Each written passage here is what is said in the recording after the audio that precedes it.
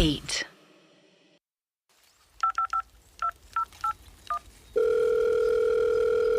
Hello Ramu. Hello. अरे हाँ, हम नीरज बोल रहे हैं यार। हमका बहुत अकेला लग रहा है, बोरियत हो गई है। आज रात आ जाओ खेती में, 2-4 पैग लगाए जाए।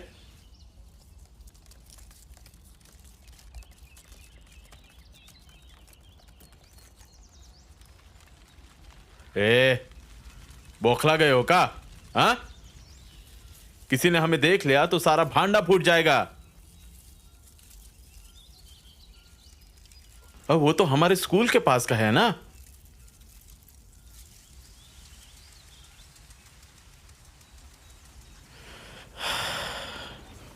अच्छा ठीक है, ठीक है, हम करते हैं कुछ। तुम जल्दी आ जाना।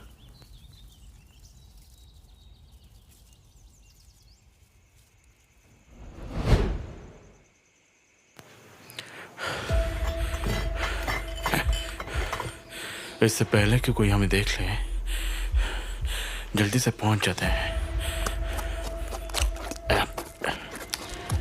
ये मास्क भी अभी टूटना था। हट। अरे प्रिंसिपल साहब, जल्दी आइए इधर, बच्ची को मिर्गी हो गई। कहीं ये फुलवा तो नहीं? अरे कहीं उसने हमें देख तो नहीं लिया? भाग नीरज, भाग।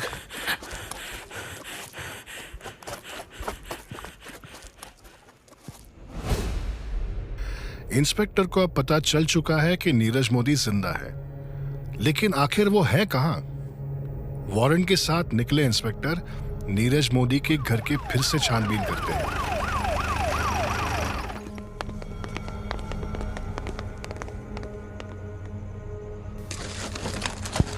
सारे रॉड्स, तकिए, यहाँ तक कि टॉयलेट भी देखो। कोई भी पर्चा मिले, कुछ भी शक की चीज हो, मुझे चाहिए। हमका काहे गिरफ्तार कर रहे हो? अपराधी को छुपाने के जुर्म में तुम भी गिरफ्तार होती हो। ले जाओ इन्हें, अब थाने में पूछताछ होगी इनकी। इंस्पेक्टर आस पड़ोस के घर में जाकर सवाल करते हैं। किसी को नहीं पता होता है कि नीरज है कहां। क्या वो गांव में है या गांव से भाग गया है? मिश्रा जी, आप ही का गांव है ना ये?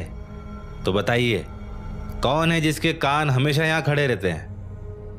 ऐसे में एक ही आदमी है जिसके शक की सुई हमेशा खड़ी रहती है, गांव का इकलौता पनवाड़ी। इंस्पेक्टर साहब, हमका का पता, हमारी जिंदगी इस पान में चूना लगाने में बीत गई है। हम तो बस अपना काम से काम मतलब रखते हैं। हाँ, तो तुम अपना काम ही करो और हमें ये बताओ कि गांव में नीरज मोदी और उसके परिवार से सबसे नजदीक कौन है? ऐसे में तो रामू एक है, उनका चचेरा भाई, यहीं रहता है अपनी बीवी बच्चा के साथ। और उसके बाद उनके पड़ोसी, वो तो ऐसे भाई बंधु जैसे हैं कि उनकी छत ही मिली हुई है। मिश्रा जी, पहले तो इस रामू को पकड़ना होगा, ये नीरज का बहुत बड़ा सोर्स है। उनका घर का सारा काम वही करता है, छिचोरा है एक नंबर का। सुना है बाहर गांव में खून खराबा भी किया है और शहर में चोरी चकारी। ऐसा शातिर है कि हमेशा बच निकलता है। कहाँ रहता है वो? पिछली गली से दाएं लेके एक और पतली गली आती है, उसके आखिर में उसका छोटा सा आधा कच्चा मकान है। इंस्पेक्टर की नजर हवलदार मिश्रा से मिलती है और वो समझ जाते हैं कि उनका अगला कदम क्या है। वॉकी पर वो अपनी टीम को इकट्ठा होने के लिए संदेश भेजते हैं। वहां मालती फुलवा को लेकर अपने घर की तरफ जाती है, वो घर जो अब आधी मिट्टी बन चुकी है। अम्मा, हम यहाँ काहे आए हैं? एक बार देख लेते हैं बिटिया, शायद कुछ सामान मिल जाए हमें, जिसे बेचकर 2 वक्त की रोटी खा सकें। तुम यहीं रुको। नहीं अम्मा, हम भी तुम्हारी मदद करेंगे। फुलवा और मालती आग में भस्म सब सामान देख रही होती हैं। पतीलों में कालिक पड़ चुकी होती है तो कपड़े सब जल चुके हैं। एक एक सामान हटा के मालती कुछ निकालने की कोशिश करती है। वही फुलवा को एक आहट होती है। वो उस दिशा में देखती है तो वहां कोई नहीं होता है, पर उसे बार बार ऐसा लग रहा होता है कि जैसे उस पर कोई नजर रख रहा हो। बिटिया, एक बार पीछे की तरफ जाके देख, वहां कुछ रह गया था का? जी अम्मा। फुलवा घर के पीछे की तरफ जाती है। वहां कुछ ईंटें टूटी पड़ी होती हैं। उनके नीचे वो छानने लगती है। तभी पीछे के खेत से एक आदमी का हाथ बाहर आता है और सीधा फुलवा को दबोच लेता है। फुलवा जोर से चीखती है। मालती फुलवा की आवाज सुनते ही उस चीख की तरफ भागती है। जैसे ही वो उधर पहुंचती है तो दंग रह जाती है। वो आदमी फुलवा के पिता होते हैं, जो फुलवा को धक्का मारकर गिरा चुके होते हैं। क्या कर रहे हो अपनी बिटिया के साथ? हाथ उठाओगे अब? बचा ही क्या है? क्यों आए हो दोनों यहाँ? हमार घर है। अपनी मनुष्यत को लेकर निकल जाओ यहाँ से। तोहार अकेले का घर नहीं है। हमने भी अपने कलेजे से सींचा था इस घर को। बुरे वक्त में परिवार को हम नहीं, आप छोड़कर गए हैं। चल फुलवा। हमार अम्मा सही थी तुम्हार बार में। दोनों के दोनों पागल हैं और हमका भी पागल बना दिए हैं। फुलवा के पिता वहीं सर पकड़ के टूट के रो पड़ते हैं। मालती की आंखों में भी आंसू आ जाते हैं, लेकिन वो पलट कर नहीं देखती। अपने पल्लू में बंधे अपनी एक सोने की नथनी को देखती है और आगे बढ़ती है। पर उनमें से किसी को नहीं पता है कि दूर से उन पर कोई नजर रख रहा है। वहीं दूसरी तरफ पुलिस रामू के घर पहुंचती है। अरे अरे, ऐसे कैसे घुसे आ रहे हैं? ई का बदतमीजी है। रामू कहाँ है? वो घर पर नहीं है। आप जाइए यहाँ से। ज्यादा बीच में नहीं बोलना। कहाँ है तुम्हारा पति? बता। साहब, वो भागा ऊपर से छत की तरफ। रुक! इंस्पेक्टर रामू के पीछे भागते हैं, जो कच्ची छत के ऊपर चढ़ के भाग रहा है। पुलिस की टीम घर के चारों ओर से फैल चुकी है। रामू तेजी से भाग के दूसरी छत की तरफ कूदने की कोशिश करता है।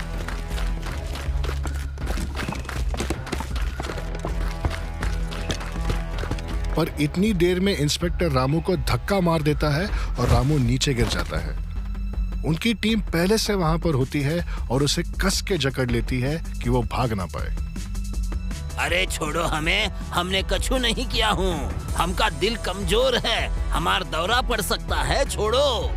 आया दिल का दौरा? नहीं ना? अब चलो थाने। ऐसे दौड़ाएंगे तुम्हें कि सीधा अपना स्वर्गवासी भाई तक पहुंचोगे। याद है ना किसकी बात कर रहे हैं? नीरज मोदी। ये सुनकर रामू की आंखें खुली की खुली रह जाती हैं। अरे क्या कह रहे हैं साहब? नीरज भैया कब मरे? यह तुम्हारे मुंह से सही सवाल पूछने के लिए, क्योंकि अब तुम बताओगे कि तुम्हारे नीरज मोदी कहाँ हैं। इंस्पेक्टर रामू को गिरफ्तार करते हैं और फिर नीरज मोदी के पड़ोसी के घर जाते हैं। ये वही हैं जिन्होंने सबसे पहले मालती के मुंह पर दरवाजा बंद कर दिया था जब उसने अपनी तरफ से पूछताछ की थी। देखिए, अगर आपको लगता है कि आप सच छुपा के बच जाएंगे तो हम आपको बता दें, अगर हमें कहीं से पता चल गया कि आप नीरज और राजाराम को बचा रहे हैं तो आपको भी अपराधियों के साथ देने के जुर्म में जेल हो जाएगी। कानून को धोखा देने में जो डंडे पड़ेंगे सो अलग। साहब, हम क्या बताएं, फंस गए हैं उस नीरजवा के छल कपट में। पहले भी वो छोटी जात की अम्मा आई थी हमारे दरवाजे पे पूछताछ करने, पर हम छोटी जातियों के मुंह ना ही लगते। लग तो गए ही हैं, छोटी सोच के मुंह। कहाँ है नीरज? यहाँ बताएंगे या ले चले थाने? साहब वो अब काहे नहीं बता रहे हैं? काहे हमरा घर बर्बाद करिए रहे हैं? साहब, राजाराम भैया का अपना खेत है गांव के बाहर। छोटा मैदान है, ज्यादा दूर नहीं है, और उसके बारे में ज्यादा लोगों को पता भी नहीं है। उका है कि वो खेती हमको गिरवी दे रखे हैं। वहीं पर एक झोपड़ा बनाए हैं, दिन में वही रहता है और कभी कभार हमारी छत से कूद के अपने छत चला जाता है रात में। इंस्पेक्टर अपनी टीम को लेकर तुरंत उस जगह पहुंचता है, लेकिन झोपड़ी खाली मिलती है। इंस्पेक्टर अपना प्लान तैयार करते हैं कि रात को ही वो नीरज को उसके अपने घर से पकड़ लेंगे। दिन निकल जाता है और इंस्पेक्टर अपनी टीम के साथ सिविल ड्रेस में उसके घर के बाहर फैल जाते हैं। फुलवा की अम्मा मालती मंदिर के पास बरगद के पेड़ के नीचे अपनी फुलवा को सुलाने की कोशिश कर रही है और प्रार्थना कर रही है कि उस बलात्कारी को जल्द से जल्द पुलिस पकड़ ले। वहां इंस्पेक्टर अपनी घड़ी देख रहा है। रात के 10:30 बज चुके हैं। दूर दराज तक कोई नहीं दिख रहा है। उसकी टीम को अब हल्की हल्की नींद भी आने लगी है। तभी इंस्पेक्टर के मन में कुछ खटकता है और वो अपनी टीम को तैनात रहने के लिए कहकर वहां से निकल जाता है। वहां मंदिर पर फुलवा और मालती की आंख लग जाती है। मालती के मुंह पर अचानक से एक कपड़ा आता है।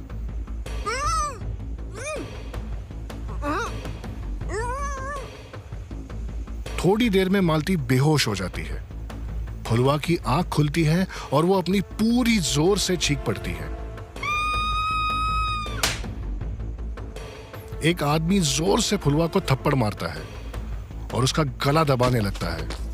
फुलवा दर्द में चीखने की कोशिश करती है, लेकिन उसकी आवाज नहीं निकल पाती है। उसकी आंख पूरी लाल हो जाती है। आंसू रुक नहीं पा रहे। एक पल को लगता है कि वो अपना दम तोड़ देगी। उतने में ही इंस्पेक्टर पीछे से आके उस आदमी को पकड़ लेता है। वो आदमी और कोई नहीं, नीरज मोदी होता है। नीरज वहां से भाग के पीछे गन्ने के खेत में घुस जाता है।